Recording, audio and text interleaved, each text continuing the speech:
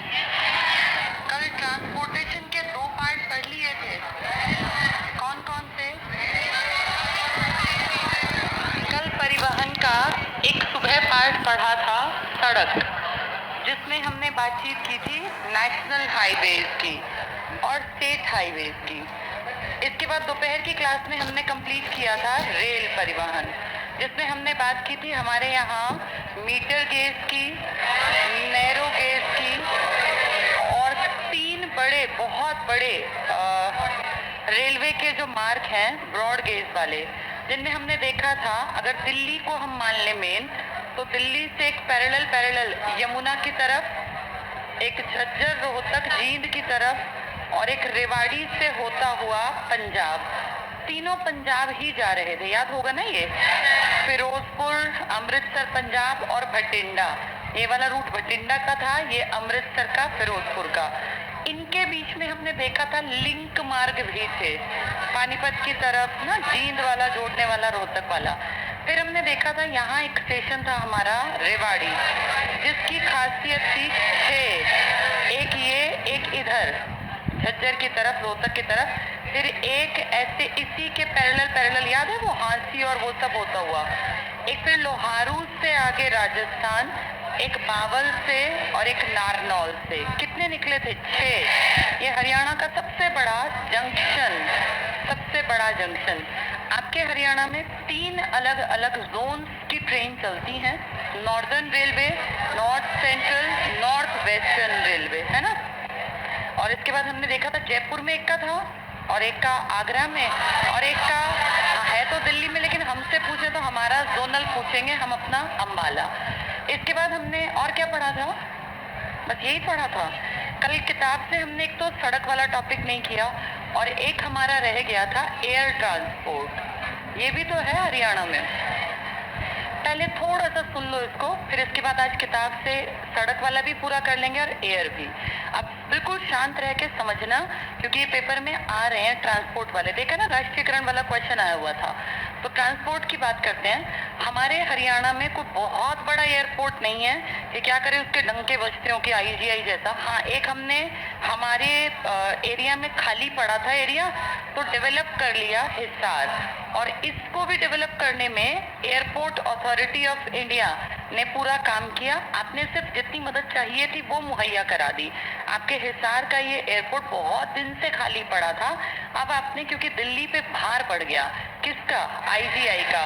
लेकिन जब ये आपने काम किया तो ये पेंडेमिक आया पड़ा है। अब कहाँ इतनी फ्लाइट्स आ रही है, उतना कहाँ आवाजाही है।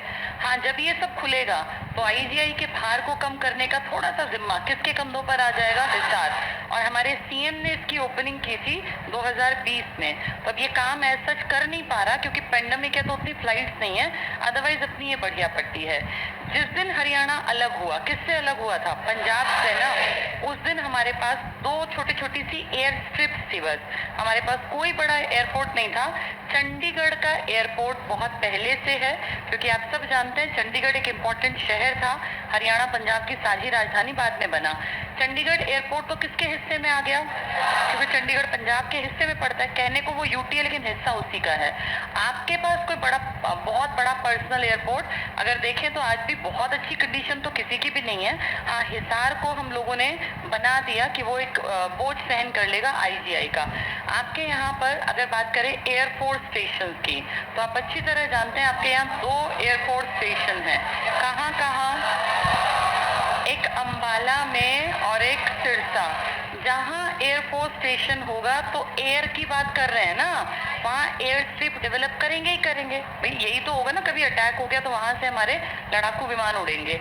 अम्बाला में आपने 1919 अंग्रेजों के टाइम और अपनी आज़ादी के बाद 1948 में आपने हरियाणा की पहली एयर स्ट्रिप डेवलप की थी। एयर स्ट्रिप मतलब हवाई पट्टी हिंदी में। तो पहली हवाई पट्टी हरियाणा की कहाँ डेवलप की गई थी? अम्बाला। और इसका लॉजिक यही था, मैंने कल भी बताया, कि आपके और पाकिस्तान के बीच की दूरी महज 220 किलोमीटर रह जाती है। तो अगर कभी आपको अटैक करना है तो आपको बहुत पास दिखता है। अम्बाला से फ्लाइट यहाँ से उड़े और वहाँ पे जैसे फाइटर प्लेन टाइप की चीज़ें, वहाँ अटैक कर सकते हैं। सबसे उससे पहले आपने यही स्ट्रिप अपने इंडिपेंडेंट इंडिया की बात करें 1948, अंग्रेजों की बात करें 1919। सिरसा का डेवलपमेंट लेटर स्टेज में हुआ 1964 में, और उसके बाद इसमें एयर स्ट्रिप और ये सब देखे गए। तो ये दो जो है ना, ये आपके और मेरे इस्तेमाल के नहीं है कि हम सोचे हमें एरोप्लेन में बैठना है तो हम यहाँ जाएंगे। ये सिर्फ एरो का मतलब एयरफोर्स स्टेशन से जुड़े हवाई अड्डे, ये दोनों आप डिफेंस से जुड़े भी कह सकते हैं। तो हरियाणा में डिफेंस से जुड़े 2 हवाई अड्डे या हवाई पट्टियां कह लें, बहुत बड़े हवाई अड्डे नहीं। कौन कौन से हैं? आप जैसे किसी को फ्लाइंग सीखनी है, भाई मुझे हवाई जहाज चलाना सीखना है, मुझे हेलीकॉप्टर चलाना सीखना है, तो इसके लिए आपके यहाँ ना फ्लाइंग क्लब्स बना दिए गए। आप यहाँ पैसा दो और आप सीख लो। तो आपके यहाँ असैनिक हवाई अड्डे भी बनाए गए। सैनिक हवाई अड्डे 2 डेवलप किए, एक अम्बाला और एक सिरसा। यूज में सिर्फ आपका अम्बाला आता है, सिरसा में हर चीज 000 आंकड़े पढ़ोगे, हर चीज कुछ नहीं है वहाँ। लेकिन ठीक है, कभी जरूरत आन पड़े, एकदम अटैक हो जाए, जैसे 65 की लड़ाई अचानक से हुई, 71 की अचानक, उस कंडीशन में हमने डेवलप कर रखा है कि जरूरत पड़ी तो हमारी हवाई पट्टी हमारे पास है। फ्लाइंग क्लब है आपके पास, आपने 3 फ्लाइंग क्लब आपने डेवलप कर रखे। वैसे अगर मोटी बात करूं तो आपके यहाँ ये है, एक जींद का हवाई अड्डा और पढ़ने में आता है, नरवाना में बनेगा। नरवाना कल भी बड़ा इंपॉर्टेंट था, ट्रेन में भी, सड़क में भी, 52, 152, 352, 152 डी, वो भी था ना अम्बाला तक जाने वाला, उसमें भी बनेगा। एक कुछ चीजें पाइपलाइन में, कुछ है प्रेजेंट में जो काम कर रही हैं। ध्यान से देखो, ये है हिसार, जो सबसे पहले मैंने लिखा है ये हिसार। इसके बाद बी मतलब है भिवानी, भिवानी सब पट्टियां हैं ये। हाँ, इस जी को मैं नीचे लिख देती हूँ, गुरुग्राम। गुरुग्राम में एक जेल भी है ना फेमस, भोंडसी जेल, सुना है? वहाँ पे ट्रेनिंग भी होती है, वही है, उसके पास ही पट्टी है, उस गांव के पास, भोंडसी के पास। कह रहे हैं इसको एयरपोर्ट के रूप में विकसित करेंगे, अभी एयर स्ट्रिप है या हवाई पट्टी है, आगे जाके विकसित करेंगे। तो ये हिसार, भिवानी, जी मतलब गुड़गांव, एन मतलब क्या है ये, नारनौल, और पी मतलब पंचकुला नहीं है, ये पिंजौर है। पंचकुला में ही पड़ता है, पर एग्जाम में अलग अलग आ जाए तो पिंजौर की हवाई पट्टी टिक करोगे। और के मतलब है करनाल। ये 6 तुम्हें याद रखने हैं। कौन कौन से हैं ये? हिसार, भिवानी, नारनौल, पिंजौर, करनाल। कहाँ पे? बोंडसी जेल, गुड़गांव को भी याद कर लेना, ठीक है।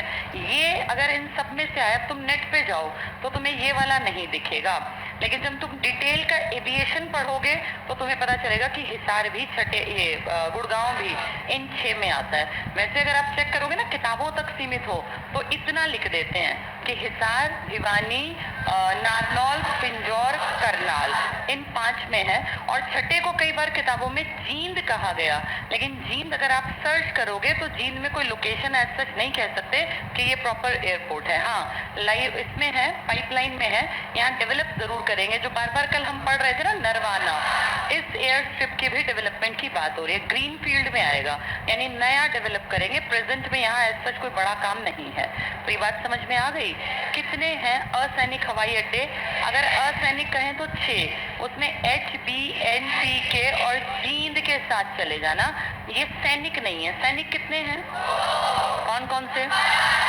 अम्बाला और सिरसा। पहली हवाई पट्टी अम्बाला 1919 या 1948, कोई एक मिलेगा, उसको टिक कर लेना, ठीक है।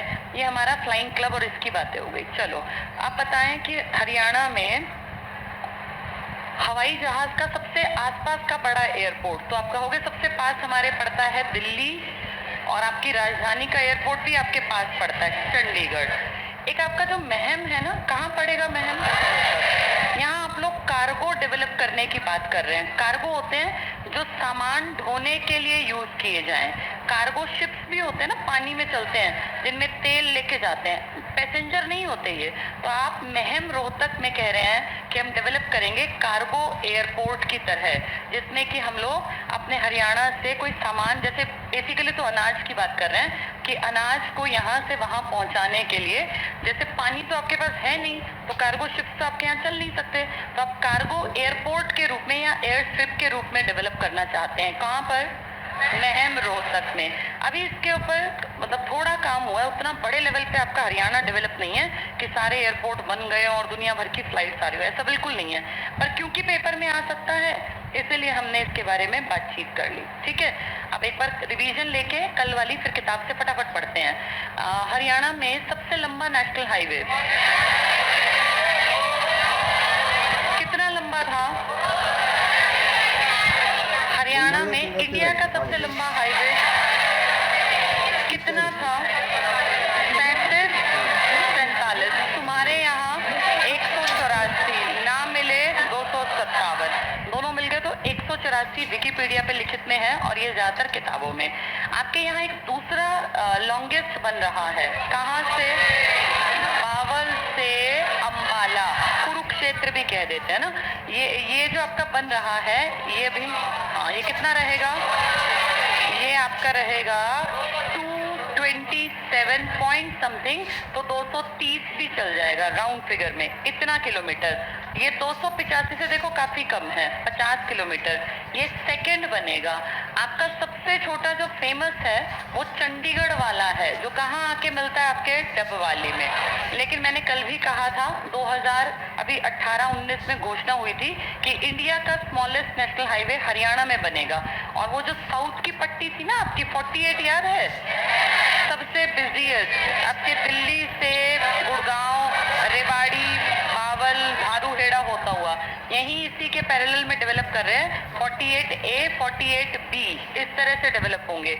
ये काफी छोटा रहेगा, देश में सबसे छोटों में। तो अभी अगर आप चेक करोगे ना तो वो जो केरल वाला है ना उसके लिए वॉज लिखने लग गए, इसका मतलब अब वो नंबर 1 नहीं है अगर आप विकिपीडिया पे जाओगे तो। ये मैं लिखवा भी देती हूँ ताकि आपको याद भी रह जाए। ट्रांसपोर्टेशन के टॉपिक पे आ जाओ। कल हम लोगों ने पेज 141 से पढ़ना स्टार्ट तो नहीं किया शायद, है ना? हाँ, समझ सब कुछ लिया, बहुत कम टाइम लगेगा इसमें। फटाफट देखें जरा ट्रांसपोर्टेशन। बताओ हरियाणा का परिवहन मंत्री कौन है? कौन सी सीट से है ये? बल्लभगढ़। मूलचंद जी के पास मूल चीजें हैं, इलेक्शन, कौशल और परिवहन, ये मूल चीज थी ना, और खनन और भूगर्भ विज्ञान। यहाँ ऊपर लिख लो टोटल बस डिपो, ऊपर थोड़े थोड़े लिख लेना। टोटल बस डिपो कितने हैं? जितने दिन के घंटे? 24। सबसे बड़ा बस स्टैंड झज्जर। अच्छा, फर्स्ट डिपो कहाँ बना था? अंबाला। वहीं पहली हवाई पट्टी भी बनी, लिख लो ऊपर, ये लिखो total bus depot 24, first depot Ambala, first depot Ambala. यहीं लिख लो पहली हवाई पट्टी भी अंबाला, ब्रैकेट में 1919/1948। अंग्रेजों के टाइम में डेवलप हो गई थी 1919 में, और फिर हमने आज़ादी के बाद अपनी पट्टी को ढंग से दोबारा मेंटेन किया 1948 में। तो दोनों चीज़ें पहली हैं। अंबाला में क्या क्या? डिपो भी और एयर हवाई पट्टी भी, यानी बस वाला काम भी और हवाई वाला भी अंबाला में। इसके बाद अगला यहाँ पे लिख लिया 48 में एयर स्ट्रिप। नेक्स्ट लिख लो सबसे बड़ा बस स्टैंड झज्जर। आधुनिक बस स्टैंड 100 है हरियाणा में, आधुनिक बस स्टैंड 100। हरियाणा रोडवेज का एक वर्कशॉप कल मैंने बताया था मुरथल में है ना, बिल्कुल जाति प्रशिक्षण केंद्र लिखा हुआ है। हरियाणा रोडवेज का वर्कशॉप, कई जगह ट्रेनिंग वो बना दिए सेंटर ड्राइविंग वाले, अभी आगे पढ़ लेंगे। परिवहन मंत्री लिख ही लेना मूलचंद शर्मा, बल्लभगढ़ या बलरामगढ़ फरीदाबाद से। हरियाणा के यात्री परिवहन जो बस चल रही हैं, इसको नेशनलाइज कब किया गया? 1972 में। लिख लो ये, हरियाणा यात्री परिवहन का राष्ट्रीयकरण, या हरियाणा रोडवेज लिख लो, कुछ भी लिख लो, सड़क परिवहन का राष्ट्रीयकरण 1972 में किया गया। क्या 72 में पक्षियों में भी काम होने लग गया था? कहाँ पर? सुल्तानपुर पक्षी विहार। 71, 72, 73 की तो घटना है वो। नेक्स्ट इसमें 72 लिखने के बाद नीचे आ जाओ सीधे, परिवहन पे पढ़ेंगे। हरियाणा परिवहन की दृष्टि से एक समृद्ध राज्य है। कितने सारे हाईवेज तो हैं, कितने हाईवेज हैं ये? हाँ, अगर बिल्कुल करंट में कहेंगे तो 34, नहीं तो 32 चल रहे थे। आप करंट चेक करोगे तो उसमें 34 दिखाने लग गए। 32+2 लिख लेना। एक समृद्ध राज्य है। राज्य के आर्थिक विकास में यातायात मार्गों और परिवहन साधनों का प्रमुख योगदान रहा है। अब जैसे जितनी ज्यादा बसें चलेंगी, जितनी ज्यादा ट्रेन की कनेक्टिविटी होगी, एरोप्लेन होंगे, तो आपका अपने आप डेवलपमेंट होगा। भाई कोई भी यहाँ आके पैसा तब लगाएगा जब यहाँ साधन होंगे। यहाँ पे आप पढ़ रहे हो हरियाणा में लगातार क्या डेवलप करने की बात कर रहे हैं, SEZ, स्पेशल इकोनॉमिक जोन। तो इनमें से जब भर के सामान, यहाँ फैक्ट्री लगेंगी ना, जिसका सारा टारगेट होगा बाहर के लिए सामान निर्यात करना, और निर्यात करने का टारगेट होता है पैसा कमाना। भाई आप बाहर विदेश में भेज के कोई ये तो है नहीं चैरिटी के लिए फ्री में भेजेंगे, पैसा कमाएंगे। ये निर्यात तब अच्छा होगा जब आपके यहाँ क्या बढ़िया होगा, परिवहन। अब सामान बन गया लेकिन बाहर नहीं जा पा रहा, तो उससे नुकसान तो होता ही है। ये जो किसानों के आंदोलन के चक्कर में एक बहुत बड़ा करोड़ों का नुकसान हुआ है। तुम लोगों को पता है ना, ये जो राई का एरिया है ये पूरी तरह बर्बाद हो गया। यहाँ करोड़ों रुपए का बिजनेस ठप हो गया, रोज के करोड़ों रुपए का, क्योंकि यहाँ सारे का सारा इंडस्ट्रियल एरिया था। राई के आसपास और कुंडली के आसपास आपके इतने ज्यादा लोग पैसा कमाते थे, वो टैक्स भी तो देते थे ना। अब जो कमाएगा टैक्स देगा, कमाएगा नहीं टैक्स कहाँ से देगा। ये करोड़ों रुपए का नुकसान हुआ है आपका। अब क्योंकि यहाँ क्या नहीं चल पा रहा, भाई चीज तो वैसी की वैसी, परिवहन के ना होने से करोड़ों का नुकसान, कितनी फैक्ट्री बंद, कितने लोगों की नौकरियां गई, कितनी, ये सोचो कितना बड़ा अर्थव्यवस्था में परिवर्तन आया। सिर्फ एक चीज नहीं चल रही, परिवहन। बिजली एज इट इज आ रही है, सब कुछ ऐसे का ऐसा परिवहन ने खत्म कर दिया। तो ये इंपॉर्टेंस है परिवहन की। आगे पढ़ेंगे। हरियाणा में लगातार सड़कों का विकास हो रहा है। 1966 में सड़कें महज 8,000 किलोमीटर लंबी थी, अब 26,000 तक पहुंच चुकी हैं, और बिल्कुल आगे बढ़ोगे बिल्कुल तो 38,500, क्योंकि लगातार बढ़ रही है ना।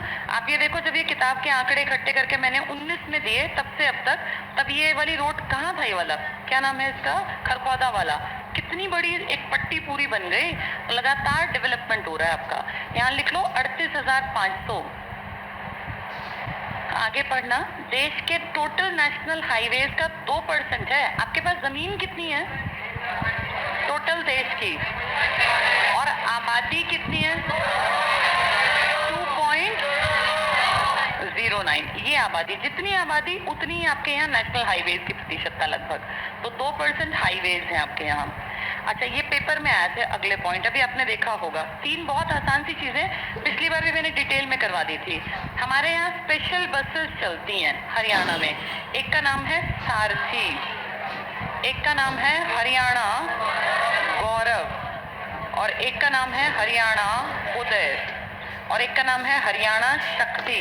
अब पेपर में आया था ये देखो, सारथी आपकी वॉल्वो बस है। वॉल्वो पता है ना, जिसमें वो लेट के भी जा पाते हैं डबल, उसमें सारथी वॉल्वो बस है, और आपकी चंडीगढ़ से दिल्ली की तरफ आपके गुरुग्राम और आपके फरीदाबाद के आसपास तक जाती हैं। पहले लिमिटेड रूट से बढ़ाते जा रहे हैं। ये वो वाली बस हैं जो वॉल्वो बसेस हैं और एसी हैं। लाल रंग की बस आपने कई बार देखी होगी घूमती, वो लिमिटेड टाइम पे आती है, ऐसा नहीं कि गांव में चलेगी। उसका रूट बंधा हुआ है, वो आपकी राजधानी से लेके आपके बड़े शहरों तक, उस मेनली तो दिल्ली है, और दिल्ली से फिर ये गुड़गांव की तरफ भी है और फरीदाबाद की तरफ। इसको नाम दिया गया सारथी। एसी बढ़िया बस है, वॉल्वो किराया ज्यादा। हरियाणा गौरव, ये किसके लिए बस है, आम आदमी की खास बस है ये, इसको कहते हैं आम आदमी की खास बस।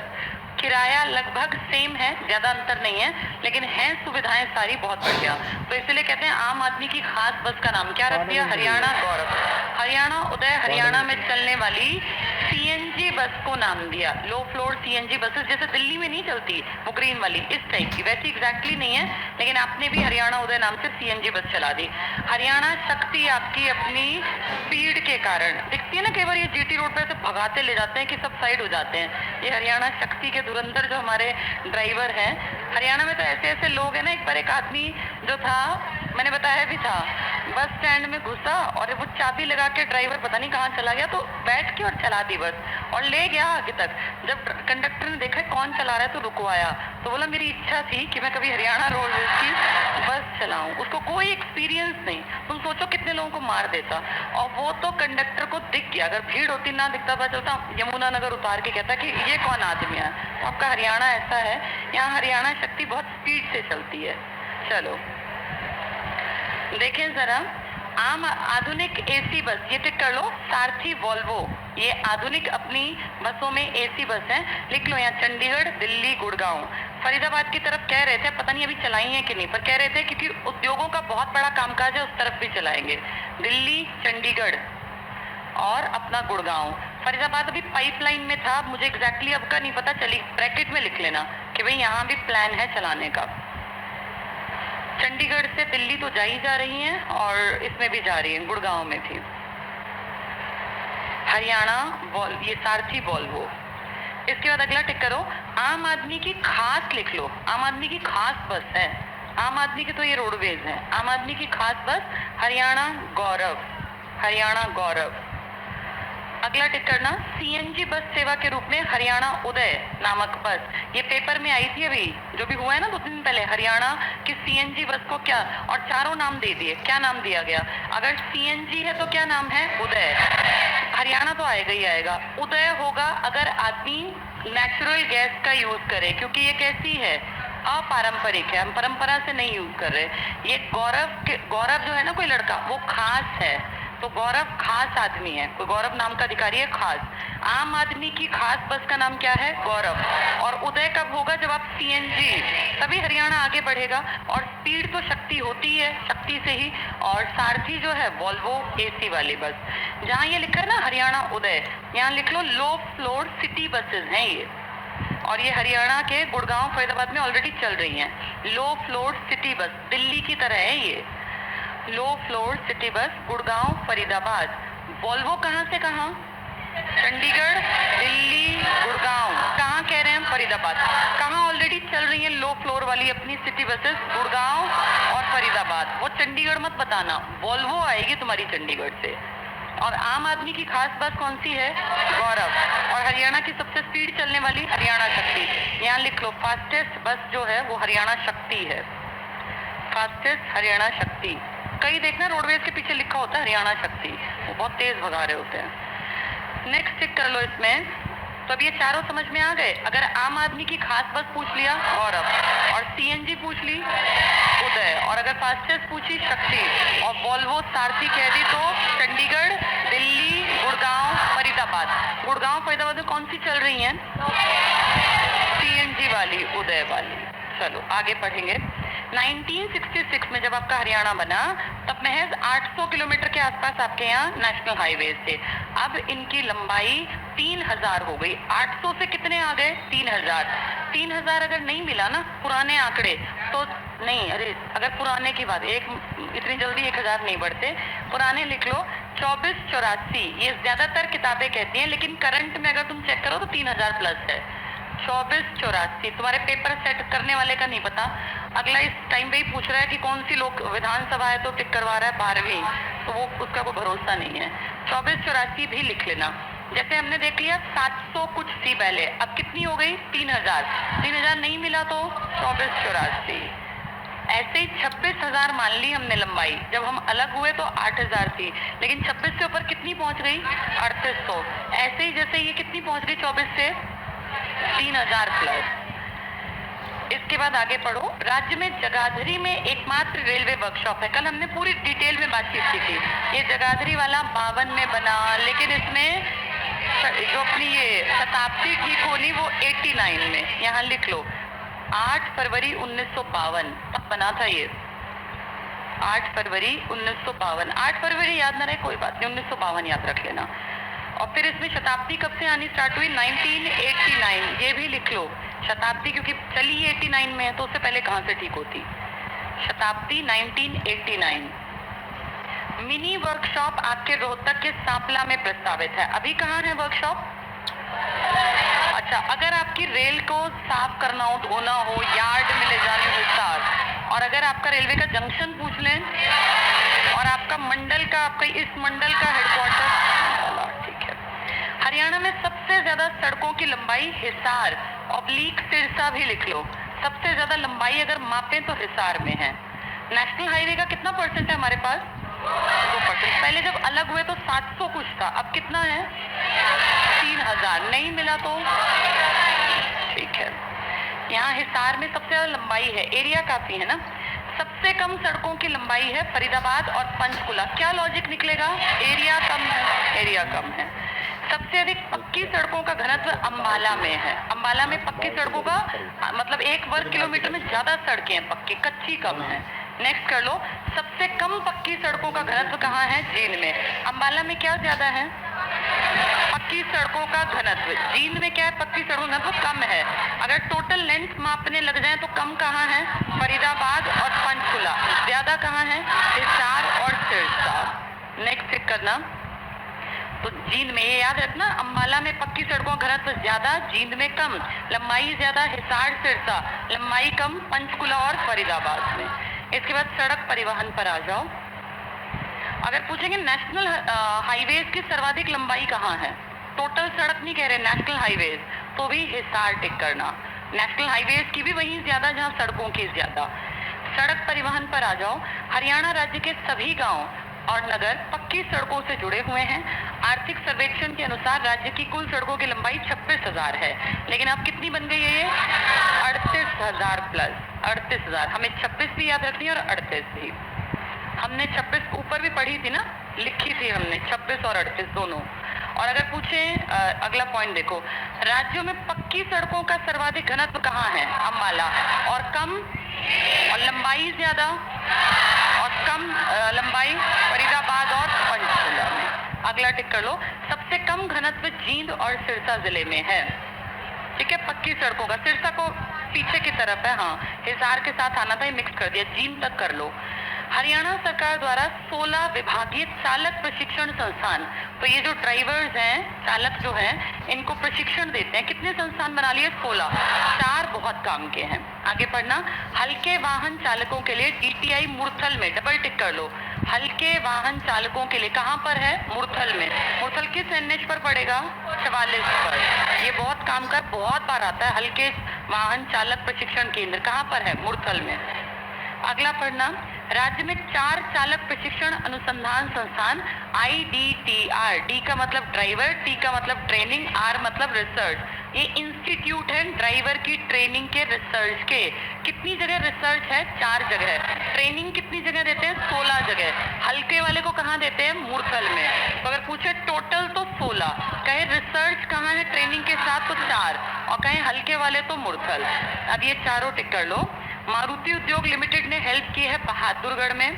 अशोक लीलैंड, देखा ना, भारी भारी ट्रक्स बनाता है, इसने मदद की है कैथल में। और सरकार, केंद्र सरकार ने सहायता दी है भिवानी में, और एक हमारा मेवात में। तो कितने आपके रिसर्च सेंटर ड्राइविंग में काम कर रहे हैं? 4। आपके कितने चालक प्रशिक्षण केंद्र हैं? और हल्के वाले का कहाँ है? ये चारों काम के हैं, पेपर में आ जाएगा। निम्न में से किस जिले में है? बहादुरगढ़ कहाँ पड़ेगा? झज्जर का बस स्टैंड क्या था? बड़ा था ना, तो वहाँ है। किसने मदद की है इसको? बहादुरगढ़ वाले को मारुति ने। अशोक लीलैंड भारी भारी ट्रांसपोर्ट के सामान बनाता है, इसने कहाँ बनवाया? कैथल में। एक आपका कहाँ है? भिवानी में, और एक आपका है मेवात में। ये चारों याद रखना। 4 ये किस चीज में हेल्प करते हैं? ड्राइवर्स की ट्रेनिंग में और रिसर्च में। अगर पूछे हल्के प्रशिक्षण, हल्के वाहन की ट्रेनिंग कहाँ देते हैं? तो मुरथल। वो कहें टोटल ट्रेनिंग सेंटर कितने बना रखे हैं? आप कहेंगे 16, वो कहेंगे 4, जहाँ प्रशिक्षण भी है और रिसर्च भी है, अनुसंधान बसों में और इन सब में। तो कहाँ करते हैं आप? ये 4 कहाँ कहाँ है? ये 4 हैं, बहादुरगढ़, भिवानी, कैथल और मेवात। ये किसने मदद की है तुम्हारी? बहादुरगढ़ ने अपनी मारुति ने। ये किसने मदद की? अशोक लीलैंड। ये केंद्र सरकार ने। कहाँ मदद की? कैथल में। और मेवात मैंने उल्टा बता दिया। ठीक ठीक ठीक। ये किसने बनाया? मैंने ये ऊपर लिख दिया ना। ये किसने हेल्प की? केंद्र सरकार। जो बड़े राज्य वाला है, अब तो खैर बड़ा नहीं रहा, पहले बड़ा था। ये क्या है? कैथल। और एक है हमारा मेवात। इन चारों में क्या अलग है उन 16 से? इनमें रिसर्च। अगर सिर्फ प्रशिक्षण कहेंगे तो 16 टिक कर देना, प्रशिक्षण और अनुसंधान कहेंगे तो 4, और स्पेशल हल्के वाहन प्रशिक्षण कहेंगे तो, ठीक है, ये पेपर में कई बार आ चुका मुरथल वाला। चारों भी आ सकते हैं, ये टिक कर लो। भारी भी यहीं पर है, वहाँ लिखा भारी है, अगर तुम जाओगी ना पढ़ोगी तो वहाँ बड़ा बड़ा लिखा भारी वाहन चालक, दोनों कर रखे हैं, पर हल्के का पेपर में ज्यादा आता है। चलो 4 हो गए ये IDTR, इसका मतलब क्या है? Driver training and research. Research आते ही तुम्हें ध्यान रखना है सिर्फ 4 हैं, कौन कौन से? BBKM, भिवानी, बहादुरगढ़, कैथल, मेवात। और हल्के वाहन चालक आ गया तो ठीक है। अब इसके बाद आ जाओ ऊपर राष्ट्रीय राजमार्ग के टॉपिक पर। भारतीय राष्ट्रीय राजमार्ग प्राधिकरण नवंबर 2018 तक के आंकड़े हैं, राजमार्गों की लंबाई 3000, नहीं मिले तो 2484, लिख लो यहाँ 2484 अगर नहीं मिलती। पहले कितने थे जब हम अलग हुए? 700 कुछ थे, 800 भी पूरे नहीं थे। नेक्स्ट चेक करना, हरियाणा में देश के नेशनल हाईवेज का लगभग 2% है, इतनी हमारे पास जनसंख्या भी है। अगला पढ़ लें, भारतीय राष्ट्रीय राजमार्ग प्राधिकरण के नवंबर 18 तक के आंकड़ों के अनुसार हरियाणा का सबसे लंबा राष्ट्रीय राजमार्ग नंबर 9, ये अभी भी है, कितना? 285.5 या 6 जो कहें। कितने जिलों से गुजरता है बताना जरा?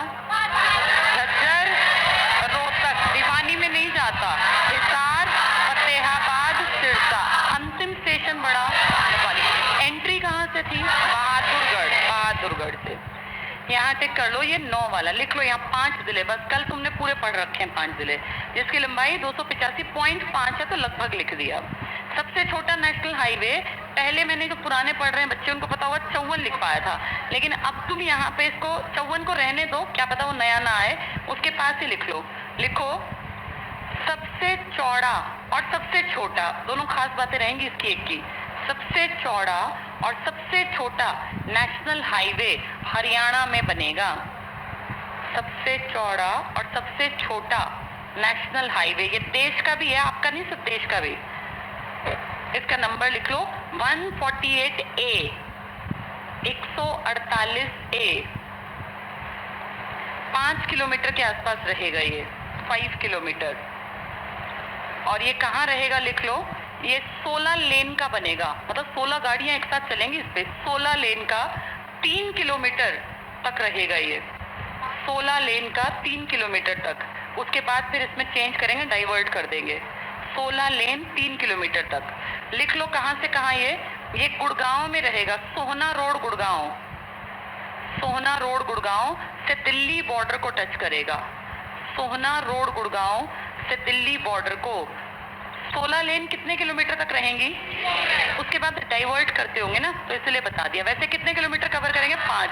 कहाँ से कहाँ टच करेगा? आपके सोहना से दिल्ली बॉर्डर को। ये देश का भी सबसे छोटा कहलाएगा। कितनी लेन बनेंगी? 16।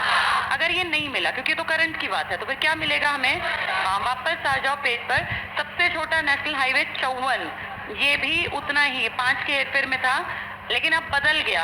पेपर सेट करने वाले के ऊपर डिपेंड करता है वो किस किताब से पेपर बनाए। अगर करंट से अवगत होगा तो फिर वो सोहना वाले की बात पूछेगा। क्या नंबर है उसका? 148A। और अगर वो पुराने आंकड़े उठाएगा तो 54 टिक कर देना। अब इस टेबल पे आ जाओ नीचे।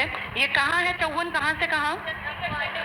ये चंडीगढ़ से डबवाली, कई 100 किलोमीटर का है, लेकिन आपके यहाँ डबवाली में बस 5 किलोमीटर। लिख लो चंडीगढ़ से डबवाली।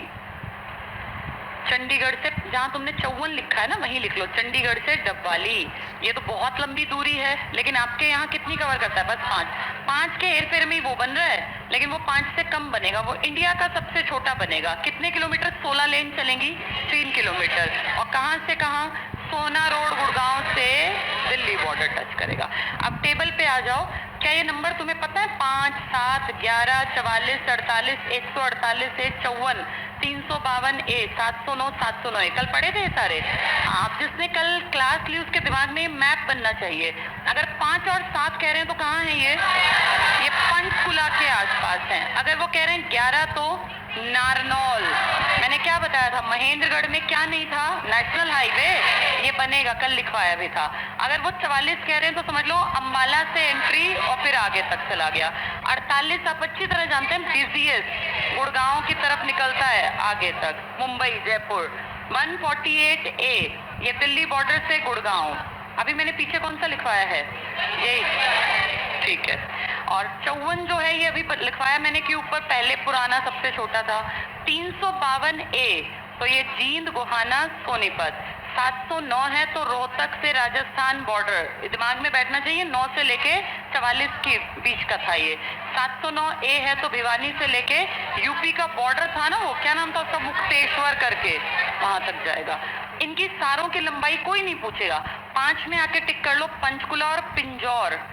सेकेंड लाइन में देखो पिंजौर लिखा है, और एक लिखा है हिमाचल प्रदेश बॉर्डर, बस इतना टिक कर लो, पिंजौर और हिमाचल बॉर्डर। कोई याद है जगह बताई थी? स्वरा घाट, शिपकिला, 105 और 5, वही तो है ये। 7 टिक कर लो, 7 में पूरी जगह नहीं दी, पंचकुला टिक कर लो बस। हाँ, इन्होंने दिया ही नहीं है ना। 7 कहाँ था? रुड़की की तरफ निकलता था, लिख लो, या हिमाचल प्रदेश को काट दो, रुड़की लिख लो। 11 पे आ जाओ, नारनौल, अब यहाँ लिख लो। अब महेंद्रगढ़ में भी नेशनल हाईवे है, पहले नहीं था, इस 11 के कारण कहने लगे है। अब महेंद्रगढ़ में भी नेशनल हाईवे, कौन सा नंबर? 11, और एक और भी इसका अंडर कंस्ट्रक्शन बिल्कुल। ये जो 152 डी बनेगा वो भी तो यही बन रहा है।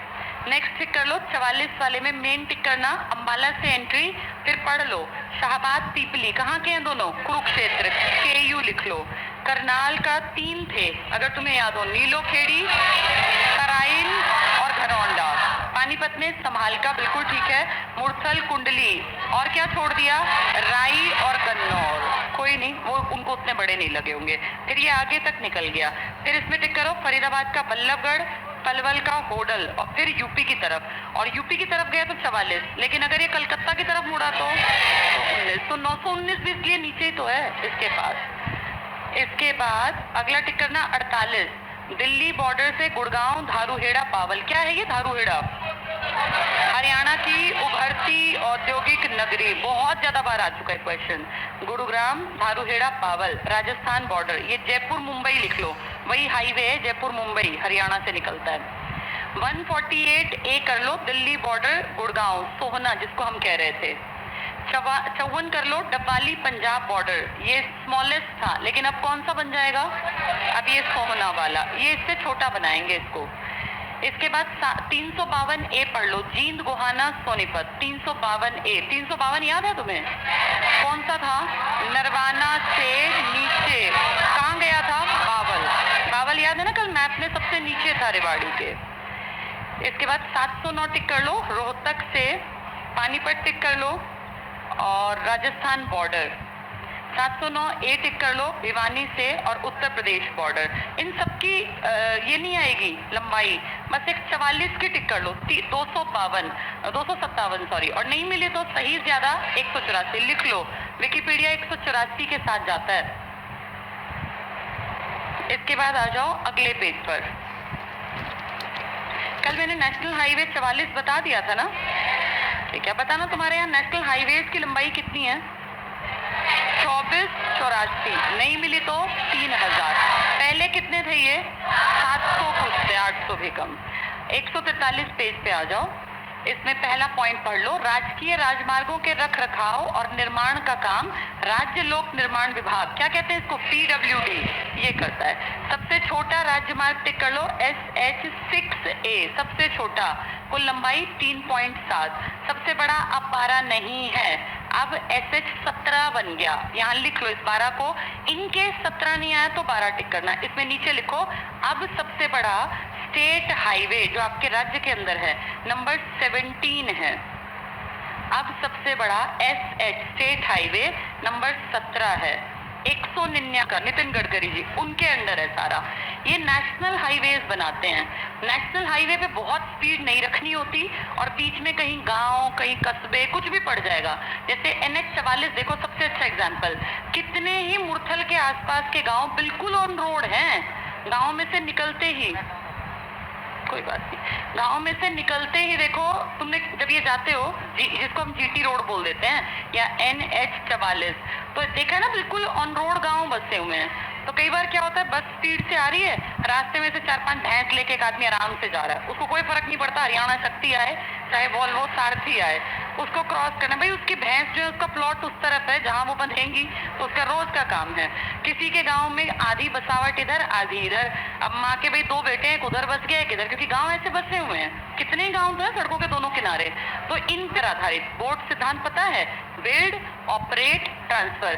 भाई प्राइवेट वाले तुम पैसा लगाओ, तुम बिल्ड करो, तुम पैसा कमाओ, तुमने लगाया तुम पैसा कमा भी लो, 1 साल 2 साल तुम रखो, लेकिन इसके बाद इसको ट्रांसफर कर दो, फिर इसको सरकार को दे दो, ताकि सरकार अपने हिसाब से कमाई भी कर ले। तो ये देखो बिल्ड, ऑपरेट और ट्रांसफर की नीति है। और जो तुम्हारे कई एक्सप्रेस में है ना, खासकर ये एलिवेटेड वाला, कौन सा एलिवेटेड वाला तुम्हारा एलिवेटेड ट्रेन आ गई तो ट्रेन रोहतक अभी तो बना है इसी साल, और अगर एलिवेटेड हाईवे आया पानीपत में, तो तुम्हारे यहाँ एक्सप्रेस वे का सबसे बड़ा फायदा क्या है, क्या मेंटेन हो पाती है, स्पीड। इस पे क्या नहीं मिलती, रेड लाइट, और इसकी स्पीड लिमिट भी ज्यादा रखी जाती है। जैसे अगर आप नेशनल हाईवे पे स्पीड लिमिट को क्रॉस करेंगे तो आपका चालान कटेगा, ठीक है। अगर आप स्पीड की बात कर रहे हैं तो आपने देखा होगा, आपका 2 पेरिफेरल तो बहुत बढ़िया सबने देख रखे हैं, कौन कौन से, कुंडली, मानेसर, पलवल, और कुंडली, गाजियाबाद, पलवल। यहाँ बीच में नीचे की तरफ दिल्ली थी, पहले दिल्ली जाना पड़ता, बहुत बहुत ज्यादा परेशानी, कितना कंजेशन है दिल्ली में, तुम कभी गए हो, पता नहीं चलता, 4 घंटे खराब हो 5 घंटे। इस दिल्ली को हटा के और अपना आपस में ये रूट जोड़ लिया हमने, जैसी एक रिंग होती है, इसलिए इसको आउटर रिंग रोड, जिस तरह के गोल रोड होते हैं ना जोड़ने वाले, इनको बोलते हैं रिंग रोड। अब आपके यहाँ कुंडली सोनीपत से कोई भी ट्रैफिक चढ़ेगा जिसको दूर यात्रा करनी है, और उसके बाद फिर वो बिना दिल्ली जाए, पूरा अपने अगर गए हो आप तो बहुत सुंदर बनाया हुआ है, और चारों तरफ हरियाली, ये पूरे का पूरा लश ग्रीन एरिया है। जब आप गाजियाबाद की तरफ जाते हैं तो आप देखते हैं बहुत ज्यादा गन्ने, और जब हरियाणा की तरफ जाएंगे तो हमें गेहूं और धान दिखेंगे, क्योंकि ये गांव की जमीनें लेके तो बनाया गया है ना, ये कोई चलते रोड पे नहीं बना, ये अलग से एक पट्टी पूरी डेवलप कर ली। इसमें हरियाणा के 5 जिले आ गए, कौन कौन से आए बताना, करनाल मतलब सोनीपत, ये कुंडली मतलब सोनीपत, एम मतलब मानेसर, गुड़गांव और पलवल। तुम्हारे सोनीपत की सीमा यहाँ किससे लगती होगी, और फिर मानेसर पलवल के बीच में फरीदाबाद कहाँ से आ गया, पलवल के ऊपर जाएगा फरीदाबाद, मेवात है ये मेवात या नूह, और ये आपका झज्जर। तो कितने जिलों से निकलता है ये, 5, सोनीपत से, फिर झज्जर से, फिर मानेसर गुड़गांव से, फिर मेवात से, और फिर पलवल। अब ये कॉमन सेंस है, इसमें कोई रटने की जरूरत ही नहीं है, क्योंकि ये दिखती बात है कि यहाँ से ये बीच के 2 जिले कवर और करेगा, और 3 तो नाम छिपे हुए हैं, अभी आया भी तो था, इसके ऊपर क्वेश्चन आते रहते हैं। ये इसी तरह केजीपी है, कुंडली, गाजियाबाद, पलवल। आपके इसमें 2 ही जिले आएंगे, सोनीपत और पलवल, क्योंकि बीच का सारी बेल्ट जो है यूपी की टेरिटरी को कवर करती है। दोनों ऑलमोस्ट बराबर है, 135 पॉइंट समथिंग ये है और 135 ये, बराबर मान लो, दोनों में कोई ज्यादा अंतर नहीं। मोदी जी ने इसका खुद इनॉग्रेशन किया था, और इस पे कह रहे हैं कि हम अपनी तरफ ना एक म्यूजियम भी बनाएंगे, एक आर्ट का म्यूजियम भी बनाएंगे, और इसके आसपास हम शहर भी डेवलप करेंगे। जैसे बिल्डर्स जो होते हैं ना, गाँव की जमीनें ले लेंगे और फिर यहाँ 5 बड़े बड़े शहर डेवलप कर देंगे। अब आप खुद देखो, NH-44 जो लोग यूज करते हैं, NH-44 आज से 20 साल पहले सीधा ऐसा रोड था, और ये पूरा जैसे दिल्ली के सिंघू बॉर्डर से क्रॉस करते ना, तो फिर जब तक बहालगढ़ या राई नहीं आते, बहालगढ़ या राई, तब तक लगता था कि कोई बसावट है ही नहीं, पूरा खाली वीरान और जंगली जंगल, कीकर और इस तरह के पेड़। लेकिन आज अगर आप बहालगढ़ राई से दिल्ली की तरफ जाते हो तो मुझे नहीं लगता कहीं 10 एकड़ जमीन आपको ऐसी खाली दिखेगी, पूरे का पूरा कवर कर दिया, और पूरे शहर के जैसे ही तो बसा दिए। भाई किंग्सबरी है या ये जितने बड़े बड़े बिल्डर्स हैं, ये पूरे शहर बसा दिए, तो वहाँ देखो कितनी आबादी रह सकती है, कितनी बिल्डिंग्स, कितने बड़े बड़े इंफ्रास्ट्रक्चर, मॉल्स तक बना दिए। तो इसी तरह के शहर तुम्हारे यहाँ भी डेवलप कर देंगे, किस किस के बीच में, कुंडली, मानेसर और पलवल के बीच में। ये बहुत बढ़िया प्रोजेक्ट है, और इस प्रोजेक्ट में और इजाफा होगा, क्योंकि अब कह रहे हैं कि इसी के पैरेलल रेल का भी ट्रैक डेवलप कर देंगे। जैसे NH-44 के पैरेलल में तुम्हारा सबसे इंपॉर्टेंट ट्रैक तो है, दिल्ली से अम्बाला, आगे नहीं वो कालका तक जाती, उसी के पैरेलल तुम्हारी क्या चलती है, NH-44 देखा नहीं, रोड और ये लगभग साथ साथ दिख रहे होते हैं। आप तराइन के आसपास जाओगे ना करनाल, तो बहुत कम दूरी है, एक तरफ चल रही है ट्रेन आपकी और एक तरफ चल रही है आपकी गाड़ी, बिल्कुल बराबरी पर, हार्डली कुछ एकड़ जमीन का फर्क है, बिल्कुल पैरेलल है। तो ऐसे ही कह रहे हैं केजीपी के पैरेलल में आपकी ट्रेन का सिस्टम भी डेवलप करेंगे, तो बहुत बढ़िया हो जाएगा। ये हुए दो। इसका नाम क्या है आपकी तरफ वाले का? पश्चिमी परिधीय, यानी वेस्टर्न पेरिफेरल एक्सप्रेसवे, और जो यूपी वाली है इनका नाम है ईस्टर्न। तो आपके यहाँ वेस्टर्न है, ईस्टर्न की भी शुरुआत और एंड आपके यहाँ ही है, ठीक है। एक द्वारका एक्सप्रेसवे बड़ा न्यूज में था। द्वारका कहाँ है? द्वारका एक द्वारका है गुजरात, लेकिन हम जिसकी बात करेंगे वो कौन सा है? दिल्ली। इस द्वारका से आपके झज्जर तक ट्रेन बिछाने की शुरुआत जो है वो करेंगे बहुत जल्दी।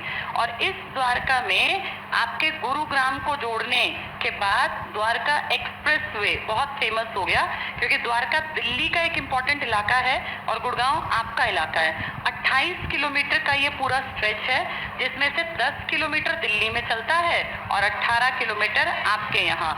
ये बहुत ज्यादा बढ़िया और फास्ट गाड़ियां जिस पे चल सकें ऐसा एक्सप्रेसवे बना दिया, तो इसको नाम दे दिया द्वारका एक्सप्रेसवे। ये भी पेरिफेरल का ही एक पार्ट है, उत्तरी पेरिफेरल। जैसे दो पेरिफेरल तुमने पढ़े, कौन कौन से? पश्चिमी परिधीय और पूर्वी। पूर्वी तो केजीपी था, पश्चिमी केएमपी। अब तुम पढ़ोगे उत्तरी, तो उत्तरी में किसका नाम लोगे? इस द्वारका और गुड़गांव वाले का। तुम्हारे में कितने किलोमीटर है ये? 18, और दिल्ली में 10। बहुत पैसे से बनाया, बहुत फायदा हो गया। जिनको दिल्ली से गुड़गांव जाना है उनके लिए बहुत बढ़िया। जैसे आपको केएमपी लगता है ना, ऐसा ये दिल्ली से आने वालों को लगता है। अब एक और डेवलप कर रहे हैं सोहना गुड़गांव के आसपास ही, इसको नाम दे रहे हैं दक्षिणी परिधीय। और इसको कहीं अभी लंबा चौड़ा नहीं हुआ, लेकिन हाँ ये कह रहे हैं कि गुरुग्राम का जो बहुत बड़ा स्ट्रक्चर है ना, उसको ये कनेक्ट कर देगा आपस में। अभी इस पे ऐसा सच काम नहीं हुआ।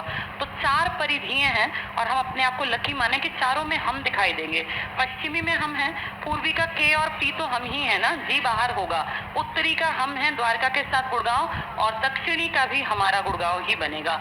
इसके अलावा आपके नेशनल हाईवे 44 पर जब आप पानीपत में एंटर करते हैं तो आपका नेशनल हाईवे पिलर्स पे, ऐसे नीचे पिलर्स खड़े कर दिए और इन पे से गुजरता है।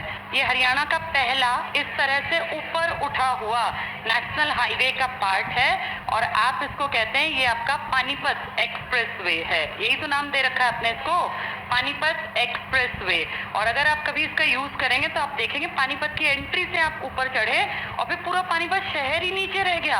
आपको नीचे दिखता है सचिवालय की इतनी बड़ी बिल्डिंग, उनका कोर्ट, सब कुछ, सेशन कोर्ट, सचिवालय की बिल्डिंग। अगर आप अंबाला जाएं लेफ्ट हैंड साइड में पूरा शहर नीचे छोड़ते हुए आप इस एलिवेटेड पानीपत एक्सप्रेसवे का यूज करके बाहर निकल जाते हैं। कितने किलोमीटर का है?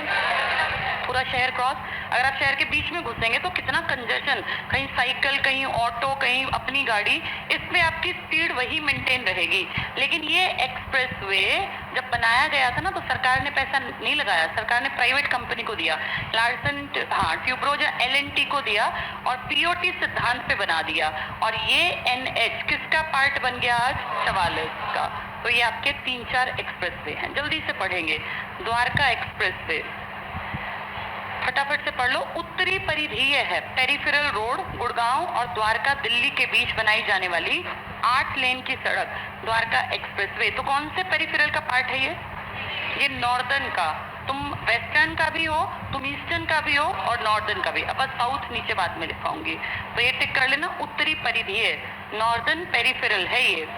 वेस्टर्न और ईस्टर्न तो ये KGP KMP हो गए, ये द्वारका वाले का नाम है नॉर्दर्न पेरिफेरल।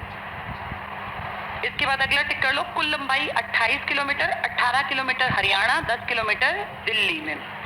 स्वर्णिम चतुर्भुज योजना का हिस्सा है। क्या तुम्हें स्वर्णिम चतुर्भुज पता है? हाँ, ये मैंने बहुत बार बताया।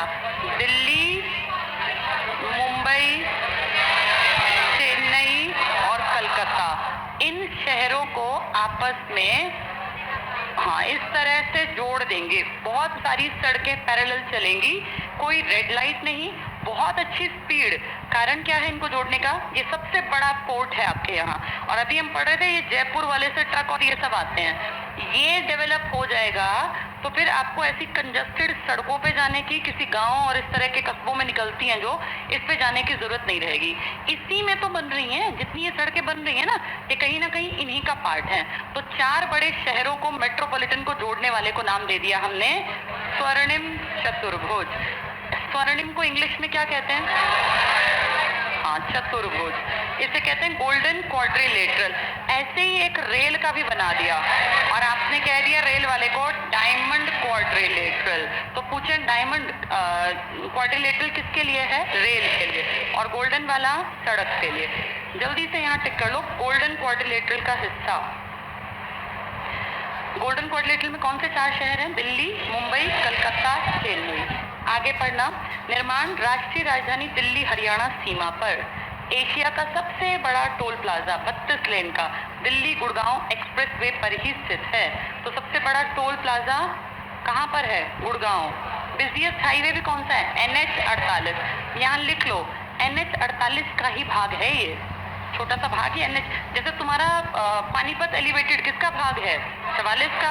ऐसे ये 48 का भाग है। 48 बिजिएस्ट भी तो है तुम्हारा, उसी का पार्ट है ये। यहीं पे लिख लो, जब ये गोल्डन की बात आई, यहीं पे लिख लो diamond quadrilateral. Diamond quadrilateral high speed rail network. Diamond quadrilateral high speed railway network.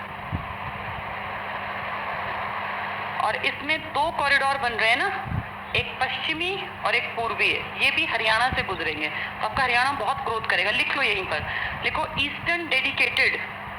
Eastern, ये ट्रेन की बात हो रही है। ईस्टर्न डेडिकेटेड कॉरिडोर और वेस्टर्न डेडिकेटेड कॉरिडोर। लिख लेना, हरियाणा से गुजरेंगे। ईस्टर्न डेडिकेटेड कॉरिडोर और वेस्टर्न यानी पश्चिमी और पूर्वी कॉरिडोर जो हरियाणा से गुजरेंगे। क्या पश्चिमी पूर्वी कुछ और भी हरियाणा से रोड गुजरता है? ये KMT और KJP। तो मैंने क्या बोला, भी इनके पैरेलल बनेगा ना, तो वो आपके यहाँ से भी गुजरेगा। ठीक है, चलो आगे आ जाओ। पूछे द्वारका एक्सप्रेसवे किस नेशनल हाईवे का पार्ट है? 48 का, बिजिएस्ट वाले का। पानीपत एक्सप्रेसवे कर लो, लिख लो यहाँ एलिवेटेड है, ऊंचा उठा हुआ, जो उठाया जाए ऊपर शहर को क्रॉस करने के लिए, एलिवेटेड। पानीपत एक्सप्रेसवे का निर्माण दिल्ली और पानीपत के बीच किया गया। NH 1। अब क्या लिखोगे? NH 44। इसकी कुल लंबाई 10 किलोमीटर है। निर्माण लार्सन एंड टर्बो कंपनी द्वारा। यहाँ लिखो POT सिद्धांत, बिल्ड ऑपरेट ट्रांसफर। प्राइवेट ने बनाया, ऑपरेट किया, पैसा कमाया, ट्रांसफर कर दिया NHAI को। Build operate transfer. Kundli Manesar Palwal पे फटाफट से पहुंचो। कौन इसकी मेंटेनेंस करता है आपकी तरफ वाले की? कुंडली मानेसर की HSIIDC। लिख लो, ये जहाँ लिखा है कुंडली मानेसर पलवल, लिखो यहाँ HSIIDC। सफाई भी तो करवानी पड़ती होगी रोड की। लोग कुछ सामान खा रहे हैं, अपना फेंक गए रास्ते में, सफाई करवाई जाती है। किनारे पे जो पेड़ है उनमें, पौधे हैं उनमें पानी दिया जाता है, तो उसकी मेंटेनेंस कौन करता है? HSIIDC, Haryana state infrastructure industrial development. फटाफट से टिक करो आगे। KMT एक्सप्रेसवे का निर्माण हरियाणा में किया गया। नेशनल हाईवे 1, 2, 8 और 10 को आपस में जोड़ता है। आप समझ जाओ, 1, 2 मतलब 44, 8 मतलब 48 और 10 मतलब 9। लिख लो इनको ठीक करके, काटना मत, पुराने वही हैं। 1, 2 की जगह लिखो 44, 8 के पास 48 और 10 के पास 9। तो 44 और 9 दिमाग में आना चाहिए। लिंक रोड भी तो थे और ट्रेन भी थी, तो इस पट्टी में बहुत सारी चीजें डेवलप कर रहे हैं। अगला पढ़ो। कुंडली मानेसर पलवल एक्सप्रेसवे को पश्चिमी परिधीय एक्सप्रेसवे भी कहा जाता है। और कितने जिले हैं इसमें? कौन से? सोनीपत, झज्जर, गुड़गांव, मेवात और पलवल। लिख लो यहाँ जल्दी से, लिखे हैं। ठीक है, अगला पॉइंट है, इसकी कुल लंबाई 135.6, तुम्हारी थोड़ी सी ज्यादा, उनकी 135.6 ना के बराबर ही होता है। 5 जिले सोनीपत, झज्जर, गुड़गांव, मेवात और पलवल से गुजरता है। KMT तो 3 हो ही गए, बीच में मेवात और झज्जर। कुंडली मानेसर पलवल एक्सप्रेसवे को पश्चिमी परिधीय एक्सप्रेसवे भी कहते हैं। तो तुम पश्चिमी का हिस्सा हो, पूर्वी का हिस्सा हो, तुम उत्तरी का हिस्सा नहीं, तुम पूर्वी का भी तो हो। K और P तो सेम ही है। तुम उत्तरी में भी हो। उत्तरी कौन सी है? द्वारका। दिल्ली के साथ भी हम हैं। अगला फटाफट टिक करना, कुंडली गाजियाबाद पलवल केजीपी एक्सप्रेसवे, इसका उद्घाटन प्रधानमंत्री मोदी जी ने 2018 में किया था। इसमें 6 लेन के एक्सप्रेसवे की कुल लंबाई 135 है, हमारे वाले की 135.6। पूर्वी परिधीय एक्सप्रेसवे भी कहा जाता है। यहीं एक लाइन में लिख लो, दक्षिणी परिधीय एक्सप्रेसवे, दक्षिणी परिधीय एक्सप्रेसवे, ये गुड़गांव में डेवलप होगा। गुड़गांव रियल एस्टेट कॉरिडोर बनेगा। रियल एस्टेट पता है ना, रियल एस्टेट ये बिजनेस और ये बिल्डिंग्स इंफ्रास्ट्रक्चर। तो दक्षिणी परिधीय कॉरिडोर गुड़गांव में विकसित होगा, लिख लेना इंपॉर्टेंट रियल एस्टेट कॉरिडोर बनेगा ये गलियारा। Important real estate corridor. और पूछ लेंगे क्या बनेगा, कौन सा परिधीय बनेगा ये इंपॉर्टेंट रियल एस्टेट वाला, दक्षिणी। तो क्या हरियाणा चारों परिधीय में आ गया? उत्तरी में किसको टिक करोगे? उत्तरी वाले का एग्जाम्पल है तुम्हारा पानीपत, उत्तरी, या द्वारका? द्वारका, द्वारका। और कहाँ जाएगा ये हमारा? गुरुग्राम। ये उत्तरी परिधीय है। पश्चिमी परिधीय का पूरा क्या है? केएमपी। और पूर्वी के हैं हमारे के और पी, डी बीच में आ गया। और अब तुम कह रहे हो दक्षिणी का हिस्सा कौन सा बनेगा?